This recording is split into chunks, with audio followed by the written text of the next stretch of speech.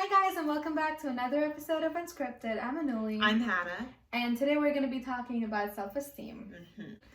So just to give a brief overview of what we'll be discussing today, as Anuli said, we're going to be talking about self-esteem, how to build it. First, we're going to go over what's the difference between self-esteem and self-confidence. We're going to go into how that relates to Maslow's hierarchy of needs, how you get your self-esteem from society and your social circle. And then we're going to go about how to build it. Yeah. So let's start with the Latin roots of really self-esteem and self-confidence. And Anuli was telling me something really interesting about it. So in Latin, the word self-esteem comes from when they used to do trading in markets, and they would place value on different items. And the items that were greatly prized and were very expensive had a higher self-esteem. And that's where the word comes from. Yeah. And the difference between that and self-confidence is confidence comes from the Latin word, I wrote it down. It comes from fidere. Fidere. If you speak Latin, then please let me know if I pronounced that correctly. But that basically means to trust. And so what we were talking about in our self-confidence podcast was really trusting yourself and trusting in your own ability to do something, whereas esteem comes from estimare. I don't know how to say that, but but it's the value you place on something. And I thought it was interesting how the people in the market used that word to prescribe that item its value. And that's something that's important to recognize about esteem, is that your self-esteem, it is really affected by the outside and the value people place on you. Would you agree? I would. And also esteem is the value that people place on you. But the reason why it's called self-esteem, is because you're placing a value on yourself. You know, you're the one determining where you stand. And that is your power. So again, to have a higher self-esteem is to just know that that's your worth. You know, and if I have a high self-esteem, it just means that I'm placing myself above everyone else, like I should. What do you think? I agree, and recognizing that, because when we're growing up, a lot of times, depending on the household we grew up in, the friends that we grew up with, that is when like people kind of defined our value. And it's by recognizing that self-esteem means no. How do you value yourself? That's where you're going to be able to get out of maybe a rut that you were in because people were giving you a value that you didn't find for yourself. I agree. It's also important not to have too high a self-esteem either, because then other problems come with that. But that's another podcast. Well, that's arrogance, and that's totally another podcast because there's so much to say. But so when I think about self-esteem, it essentially means your core values, right? Your core beliefs. And the concept of self in psychology is, again, like, that's why we say self-esteem, because everything revolves around it. Every single thing that you build for yourself in your life revolves around how much worth you place on yourself. How much, what is your net value? Because of course it's going to be millions and billions in a couple of years. Everybody relax. But for now, what is your self-worth? What is your net worth? You know? And self-esteem will directly determine how you also perceive your failures and your successes. You know, with high self-esteem, you know not to be attached to a certain success or a certain failure. You know that irrespective of how your life goes and irrespective of the ups and downs, your self-esteem is not dependent on that. And I think that is such an important thing for people to understand. Yes. And I remember talking about this in a previous podcast, how when I got a suboptimal grade on a midterm essay, the teachers were like, I'm sorry. I just never heard anyone suboptimal. Oh my God. Okay, this is great. All right. The teachers, oh no, don't let this define you. I'm like, I'm not. I know that my value isn't based on this number that you assigned me. But maybe some people do need to hear that, and that's valid too. I think I was fortunate enough growing up, like the different things my parents would tell me, like, value yourself, like the best in the world, whatever. Like they would tell me protect your, like, you know, when your parents are, so, I mean, some parents don't talk to you about, you know, predators that are out there and the possibilities of things that can happen to you, and not like, and to talk to your parents when these things happen. But my mom was like, Hannah, protect your body with your life. Like, do not let anybody try and do anything to you with that. And just growing up and always knowing that, it's like, yeah, I have to value myself. Like, I am the most important thing in the world to me, because I have to protect myself like that. Absolutely. So some people do need to hear that. And if you're listening to this and you need to hear that, know that for yourself as well. Yeah. So definitely agree with that. Also, worshiping yourself is basically what you talked about, but that's something that I believe in, and I feel like everyone should do that. Worship yourself. Put yourself up on a pedestal, but again, not to the point where you're arrogant, but to the point where you're making sure, even if no one else around you is meeting your needs, you're meeting your needs. And that's the most important thing, because then you will stop expecting things of people when you start fulfilling your own expectations, you know? You're like, I don't care about what this person wants to do for me because I'm already doing it for myself. And when you become your own caregiver, that's another kind of power. Yes, you know, totally. Hey, stop. Thank you, Accept Hannah. compliments. That's what it is. Thank you. Oh my God. Yeah, I have such a problem accepting compliments. It's embarrassing, but yeah. So every time you hear me say stop, I'm gonna be like, no, I don't want a compliment. But thank you, Hannah. You're welcome. Yeah. So I think what we're saying really ties into Maslow's hierarchy of needs. So if you guys don't know what that is, it's basically the idea that there's a pyramid kind of system of what human needs are. The most basic things are your psychological needs. Then that's like food, water, the bare minimum. Then you have safety and security. On top of that is love and belonging.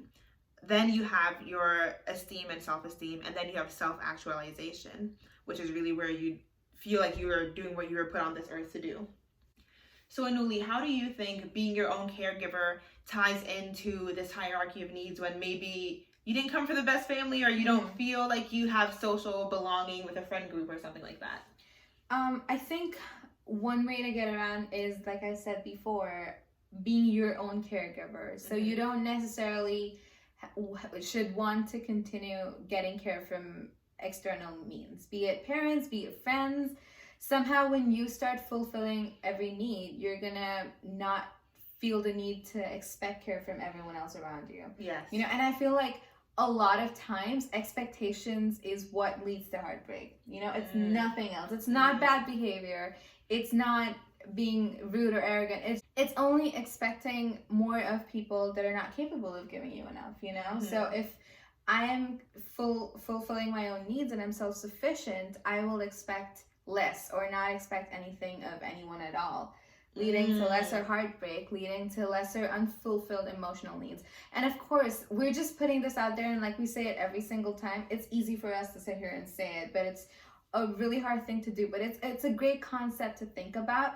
It's a great concept to try and incorporate in your life, because again, like, independence is great, you know. It's a freedom of some sorts, you know. It's not having to depend on anyone and being able to do everything for yourself is independence, and it's amazing. And yes, what was my initial point? Being your caregiver. Yes. Yeah. So if you don't have a caregiver, or if you don't have anybody who can fulfill your needs, the best way to go about it is, I would think, is to fulfill your own needs. Yeah. What do you think? I think that's also important when if you do have someone fulfilling your needs, you're going to have to know how to do that for yourself as well, because anything can happen. If that person is to leave your life in one way or another, as we always say, at the end of the day, you only have yourself in this world. You have to know how to take care of yourself in that way as well. So something else you were telling me about is, when we're talking about outsourcing these needs, is your social circle and how that can affect your self-esteem. So you want to talk more about that? Yeah, absolutely. So oftentimes when you're a part of a social circle, you somehow end up trading authenticity to fit in. And we talked a lot about authenticity and what it means to us in a different podcast that we're going to link below. But a lot of times we end up self-selling in order to borrow our group's identity. So if I'm a part of a big group, there's a greater chance that I'm going to end up losing my identity if I have low self-esteem. Okay. But if I have a high self-esteem, then I will know to, firstly, I will know to keep my identity intact. And second of all, I will know enough to protect myself and, again, like worship myself in order to not necessarily have to trade my authenticity to fit in. Does that make sense? That does make sense. And I think you also have to know how to say no to things and how to be secure and feel like you can be yourself in these social settings. Right. Something I find really funny is, when maybe a teacher or a speaker or somebody makes a joke, you don't think it's funny, but you do a polite laugh anyways. Yeah. Does it ever happen so often that you're really just sick of it and you're like, you're not funny. Like, I don't want to keep politely laughing. Yeah. So I've stopped. Yeah. I don't think you're funny. I'm not going to laugh and encourage this behavior. Yeah. So start there. You don't have to necessarily, cut off your whole social circle, your friend group that you hang out with every day first. But start with the little things. If you're in a lecture hall, you don't have to laugh at what the teacher is saying if it's offensive or it's just not funny, it's not your kind of humor. Yeah. You can start there and slowly but surely find ways to live your life and be free and living yourself. Yeah. When you're a part of a social group, you don't necessarily have to sell your individuality or be another person just to fit in. You can be who you are. You can have your own belief system. You can have your own ideologies and still be a part of that group without selling your identity. Yeah. Or if that group is completely different from your identity, then finding another one. Yeah. And again, it's easier said than done. Yeah. You don't want to have to cut out all your friends and then have nobody to spill the tea to at the end of the day. But it is very important to recognize. And something we were talking about is being, and that's the first thing you have to learn how to do. Yeah. And that's kind of why we also talked about the Maslow's hierarchy of needs, because you need to know how to be, and that's one of the top levels that you can try and reach. Absolutely. So self-esteem is not linked to successes or failures. It's not linked to ups and downs. It's not linked to situations, and you don't have a high self-esteem if you can do XYZ, or you don't have a high self-esteem if you're a big CEO of a company. Self-esteem is linked to simply just you existing and being. Yes. And once you understand that, it's easy to have a high self-esteem, because you don't want to be like, oh, I'm going to be super confident once I get that job. Like, if your confidence and your sense of self-worth increases when you do bigger and better things in life, then that's not a strong foundation, because the minute it's taken away from you, you're going to go back into that little hole of being underconfident or not having enough self-esteem. So again, all you have to do as a human being is just be. And link that sense of self-esteem to the act of just being. You have a higher self-esteem because you exist, and that is it. Another thing that I wanted to talk about is also recognizing that in addition to the art of being, recognizing that you're a human. And the baseline for any human to start with is imperfection. You cannot, as a human, you cannot be perfect. Ever. You're always gonna have some kind of flaw. You're always going to have something that's gonna ruffle somebody else's feathers, and that's okay. But when you know your baseline is always gonna be imperfection, you're gonna stop striving for the whole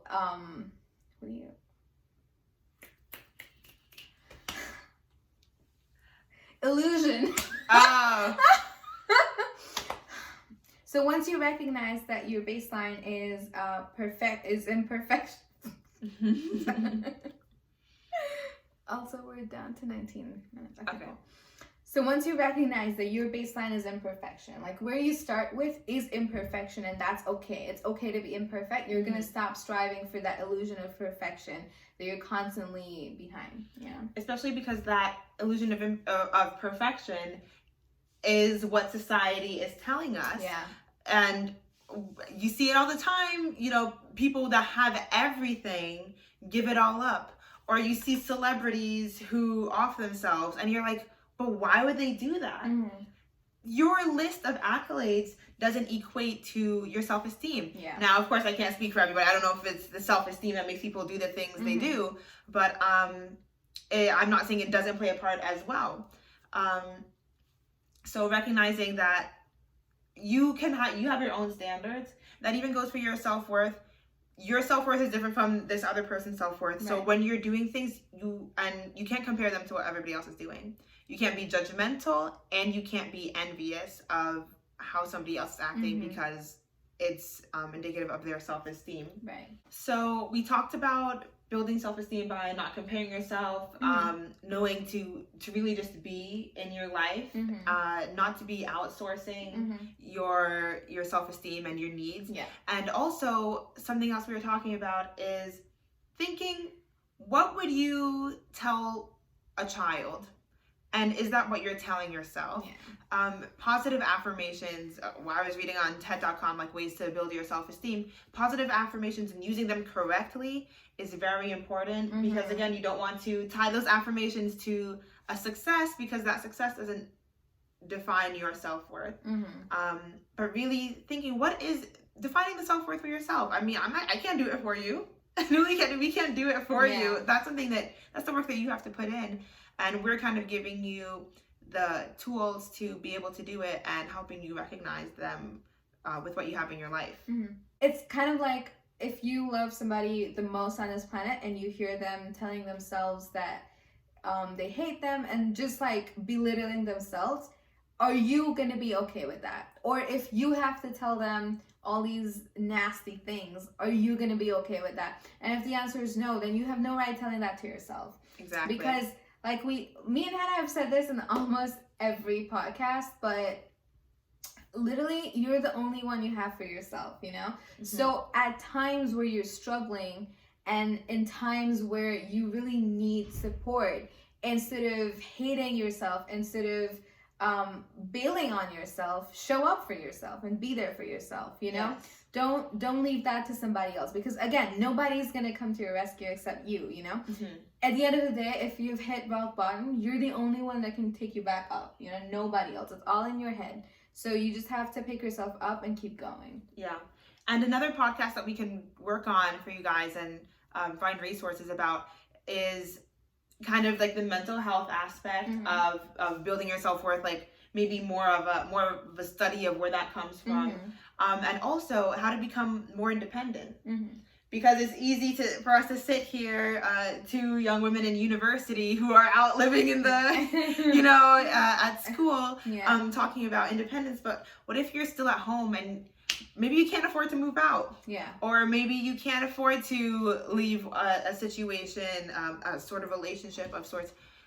That is going to take some learning in a different way, or maybe it's just financial independence that you need to have, but that's something that we can work on as well. Yeah. Another thing that I wanted to talk about with self-esteem is to, again, embrace yourself and embrace who you are, and also be okay with being awkward. Like I always say, you guys, it's such a power to be able to laugh at yourself. If you do something stupid, and if you're really struggling with self-esteem, do a little experiment, you know? You do something stupid one day and it's really awkward and you're embarrassed, and you're gonna think about it for the next 20 days and you're gonna keep beating yourself up. That's okay. The next time you do it, you're gonna beat yourself up for 19 days, and then 18 and 17 and 16. And then there's gonna be a day where you're just gonna beat yourself up for one day and you're gonna be like, it's not even worth it. Like, it's all right. It's not even worth it. And then the next time it's gonna be like 2 minutes after it happened, and then you're gonna go back to normal. You're gonna forget it even happened. Exactly. Because everyone else forgot it happened. Nobody remembers, you guys. Again, nobody gives you as much importance as you give yourself in your head. especially when it comes to scrutiny and criticism. So it's really important to remember that. And is for better and for worse. Just as much as you need to be thinking about how you're the most important person, everybody else is thinking the same thing. Yeah. So no one's remembering what you said, on a Tuesday afternoon or whatever it is. So we're going to work on those other resources and future podcasts for you guys. But in the meantime, remember, don't compare yourself to other people. Everybody has their own self-worth and how they value themselves. And it's going to be different for everybody. Also, remember, how are you treating yourself? Are you talking to yourself the same way you talk to a child? Yeah. If not, then you should not be talking to yourself like that. Absolutely. And again, like, always remember to show up for yourself, even in moments where you don't know what's going on, where you're confused, where you feel like you've hit rock bottom. Again, nobody's going to show up for you at that point except for you. So make sure you're getting in touch with yourself. Make sure you're doing whatever you need to do to refocus, recenter, and figure out a way to manage your emotion, There's always a way to do it. It's always, you can journal it, you can write, you can, sing, play an instrument, but always try to find an outlet for your emotion and to reconnect with what makes you you. And remember that society is not determining your self-esteem. That's what we've been taught. But now that you recognize it, you cannot be using it as an excuse anymore. Now that you know, you have to work on it for yourself if you want to be building it. If not, well, I'm happy you listened. But if you do want to listen, then take this advice. And we also talked about how it's okay to be awkward. It's okay to be yourself. It's okay to be a mess. But just make sure you're not taking too much of your time thinking about how you wish you weren't awkward, because everyone's a mess. Everyone's their own way of glorious mess is what, I don't know what I'm saying. Everyone's their own versions of glorious messes. So it's all right. Yeah. You'll be fine. Thank you guys so much for listening. I'm Hannah. I'm Anuli. And this has been another episode of Unscripted.